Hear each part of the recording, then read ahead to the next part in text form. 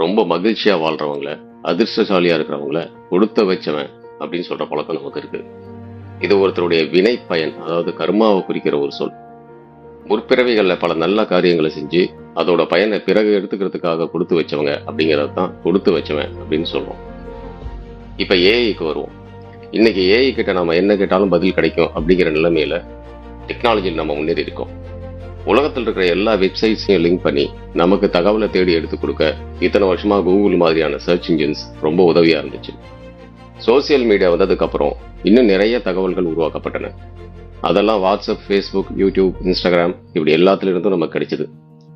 இப்ப ChatGPT மாதிரி AI tools வந்ததுக்கு அப்புறம் நாம கேட்கிற கேள்விக்கான நேரடி பதில்கள் ஏஐ இருந்து நமக்கு கிடைக்குது. இந்த தகவல்லாம் எங்கிருந்து வருது? இத்தனை வருஷமா மனிதர்கள் இன்டர்நெட்ல போஸ்ட் பண்ண தகவல்களை வச்சு ட்ரைனிங் கொடுத்து தான் ஏஐ உருவாக்கியிருக்காங்க.